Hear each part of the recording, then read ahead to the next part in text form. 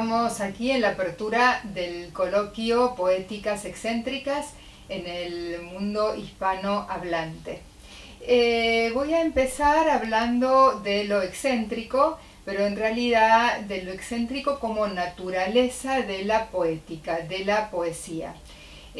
Vamos a continuar después a la poesía expandida, a analizar qué cosa es esta poesía que tiene lazos con otros registros artísticos, como por ejemplo el teatro, el cine, la escultura, la pintura, para terminar después a hablar de la cyberwriting o las escrituras cibernéticas, que es lo que tenemos que poner el foco en realidad, y ver cómo lo cibernético toma lugar en las escrituras también ficcionales y también poéticas.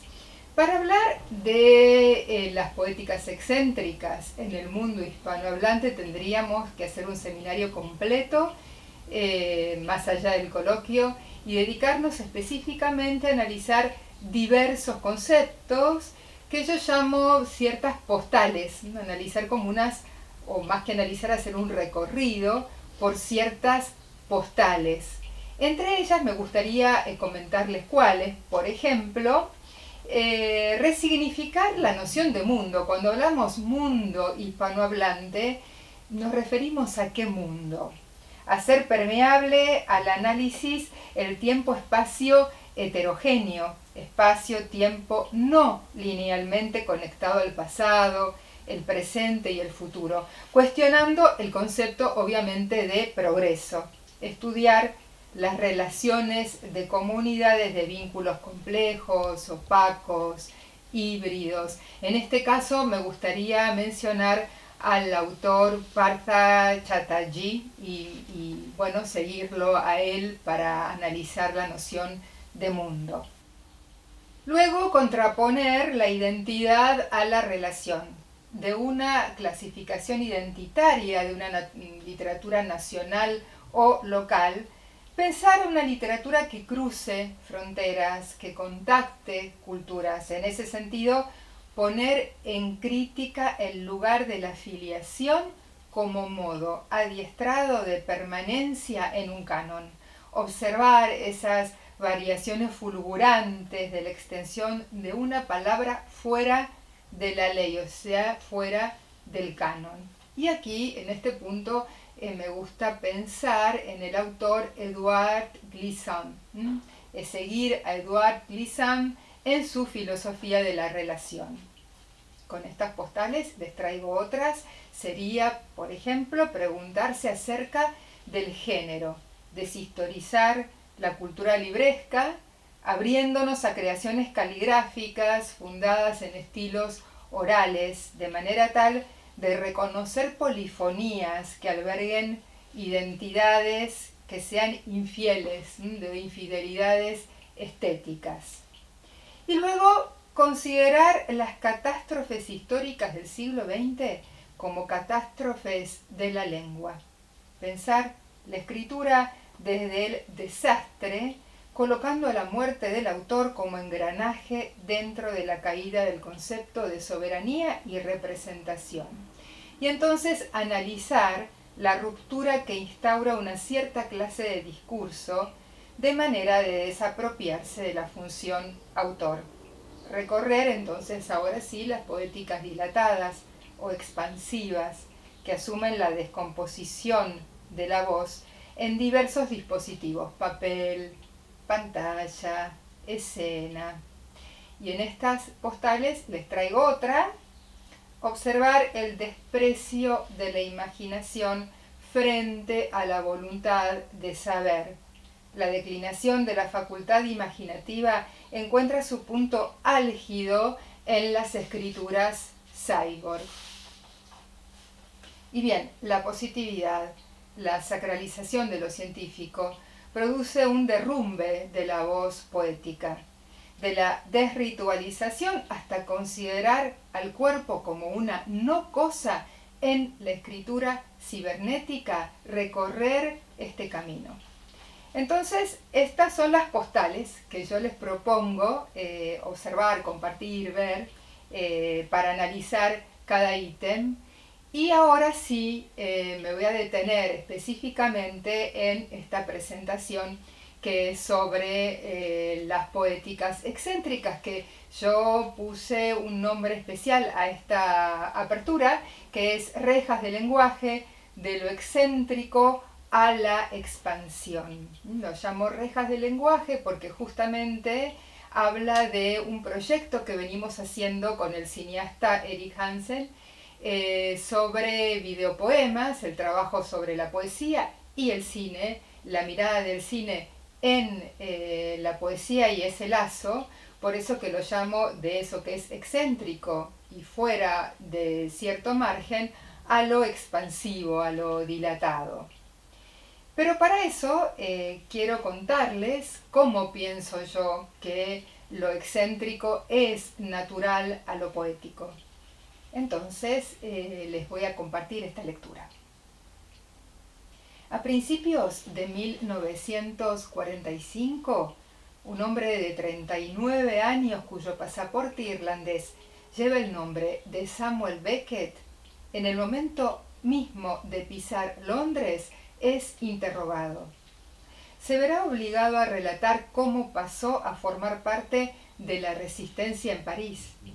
Escribe un texto donde confiesa querer dar una idea clara de lo que es la humanidad en ruinas y quizá incluso un bosquejo de cómo habrá que pensar de nuevo nuestra condición. Y él dice, para estar ahí y no huir y estar ahí.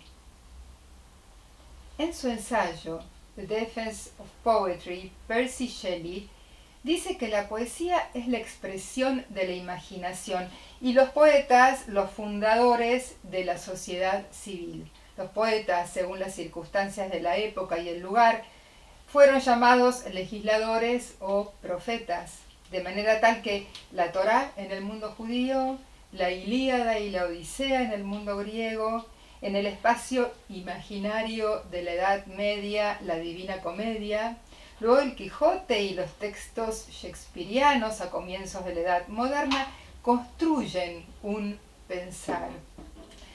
Lo que puede llamarse poesía, enfatiza Shelley, es esa figura del habla que considera el efecto sinónimo de la causa. Lucrecio y Virgilio, Horacio, Cátulo y Ovidio, la poesía en Roma parece seguir la idea de perfección de la sociedad doméstica y política. Casa, cuerpo, lenguaje, memoria. La modernidad llamó Estado a la comunidad organizada bajo un orden jurídico establecido. Una cualidad del poder político es la soberanía que, destituido el axioma monárquico yo soy la ley, en ocasión de la Revolución Francesa, pasa a residir en el pueblo, quien la delega a sus representantes. Primer momento de la ficción. El teatro de la fraternidad instaura el contrato o pacto social. El sujeto de derecho es la instancia que crea la ilustración, diferenciándolo así de la noción de persona y personaje. Como si tardíamente se siguiera el precepto de Platón de poner a los poetas bajo tutela para preservar la integridad del dogma, golpe de efecto. Al precepto que indica que el derecho se origina en el hecho, habría que argumentar la sentencia de Aristóteles en Del Alma que dice: el alma nunca piensa sin fantasmas. Porque hay verdad, porque la verdad hay que hacerla, crearla, lo cual quiere decir en primer lugar y ante todo, imaginarla. Con la creación del sujeto de derecho en la modernidad, se desacredita al personaje. Y si bien la ley tiene una trama ficcional, las categorías de poder y autoridad pusieron en jaque a la facultad imaginativa, comprometiendo así la naturaleza misma del lenguaje. La catástrofe, que significó el holocausto, cuestionó no a la ley, y sus procedimientos, ya que el desastre requería del amparo de un cierto marco jurídico que luego se desenvolvió en los juicios, sino que objetó al decir poético, desconfiando sus metáforas. No se puede escribir poesía después de Auschwitz quiere decir también que si el lenguaje era la casa del ser según Heidegger, y si pensar era en cierto sentido para este filósofo al igual que para Platón rememorar, los poetas y los pensadores eran los custodios de esa morada. Si asemejamos la casa al cuerpo y si los cuerpos fueron aniquilados, el siglo XX marca el tiempo de un vivir expuesto, fuera del cuerpo, por lo tanto, fuera de la casa del ser, fuera de la memoria. Un desprecio de la imaginación frente a la voluntad de saber. Lo que ocurre realmente invade el campo jurídico y médico, tomando la medicina el saber sobre la muerte y el derecho el control sobre las desproporciones. Un tono puro, empapado de positividad, hace vibrar la voz que firma el contrato social, palabras a las que le son robadas lo corpóreo. El artista es alguien que no solo participa en la vida y que la comprende desde su interior, sino alguien que también la ama desde el exterior, allí donde ella no existe ya para sí misma. En esa tensión se encuentra el poeta que trata esta materia traumática con algo que debe ver desde el exterior, ya fuera de la vida, con algo que todavía no puede tener la categoría de carne mortal del mundo porque no termina de morir. La palabra tiene un significado colectivo e implica una relación social. No me engañes, le dice Zeus a Hera, caracterizando la aletheia como una no ocultación. El texto poético no tiene categoría de discurso, sino que lo idealizado en él aparece como real y concreto. Una suerte de presente propio, de manera que lo inhóspito del discurrir del tiempo se hace presente. Aletheia, desacuerdo, disidencia. El poeta Lorenz Ferlinghetti tiene en su librería un cartel que reza impeachment. Al estilo del yo acuso de Solá, Ferlinghetti define su poesía como disidente. En un extremo del edificio de su librería, otro cartel dice: ¿dónde está la furia?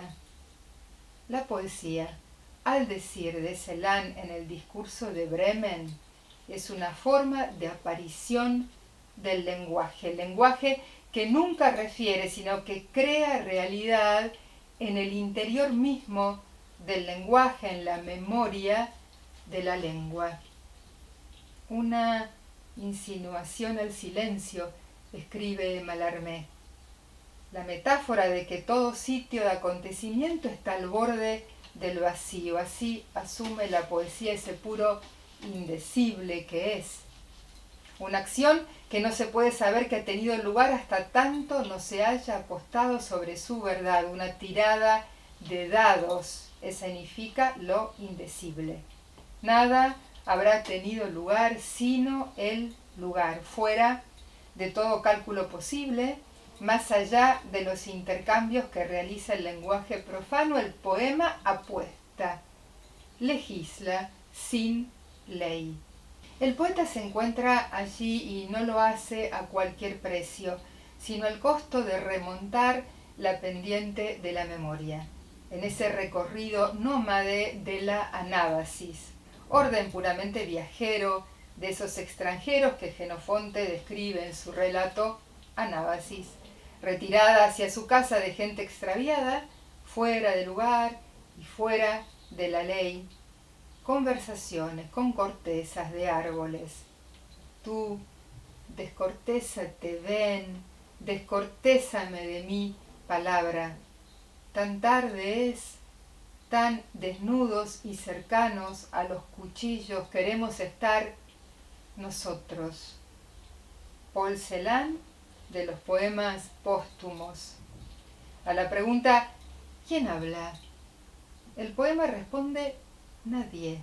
Siguiendo la teoría bartesiana, el verbo escribir sería, como en el francés, nacer, je suis né, cuando para decir nací la traducción literal diría fui nacida.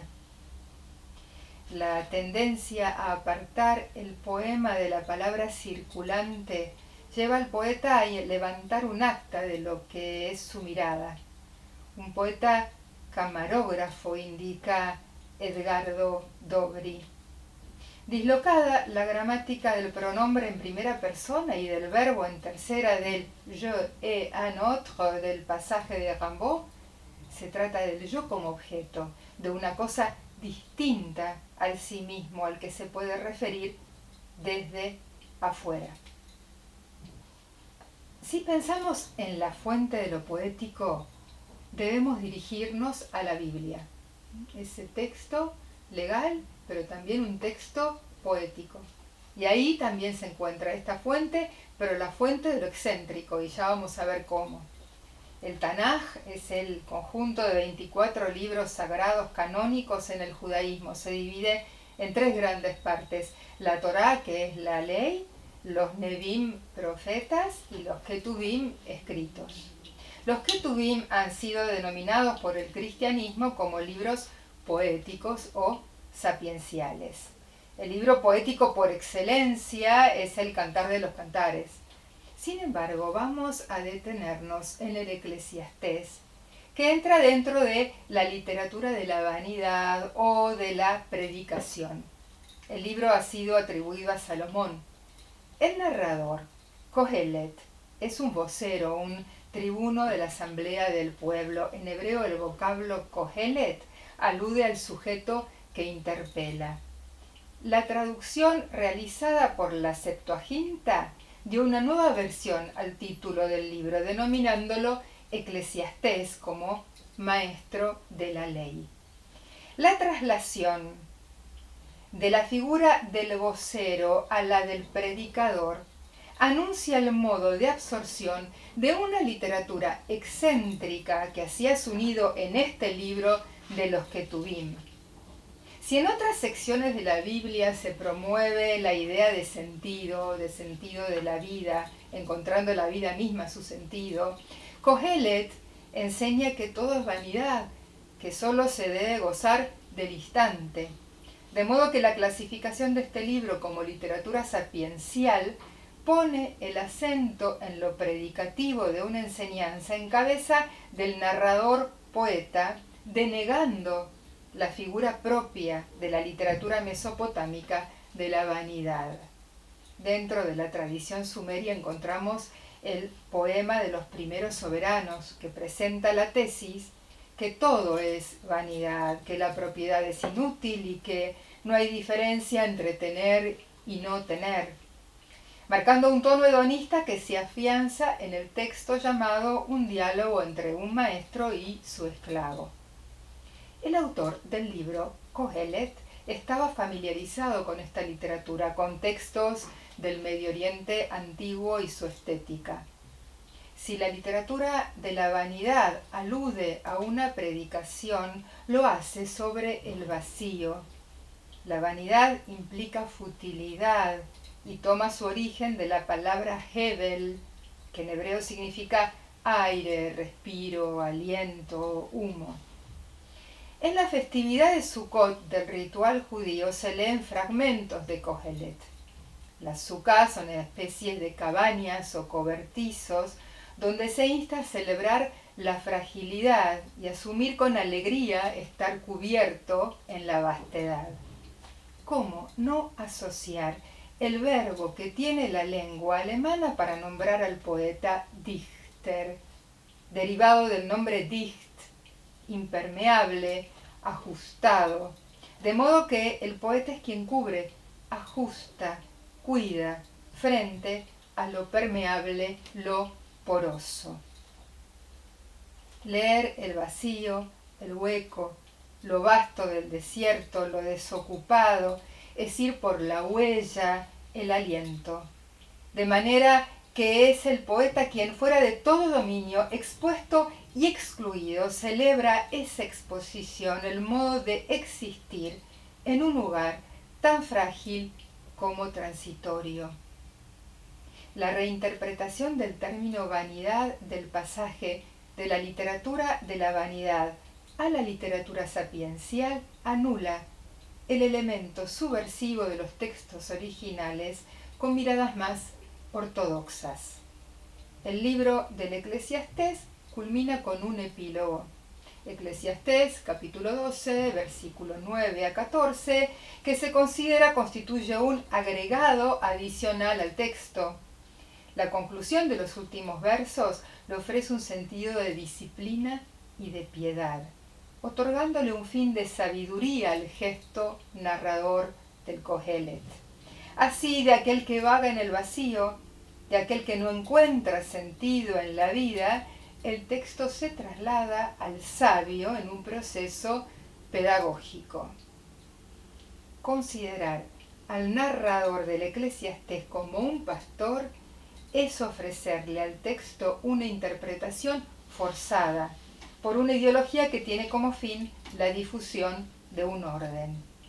La agenda religiosa, enfrentada a la literatura mesopotámica, puso en crítica este libro. El mismo Talmud nos cuenta que los sabios habían propuesto suprimir el libro de Kohelet.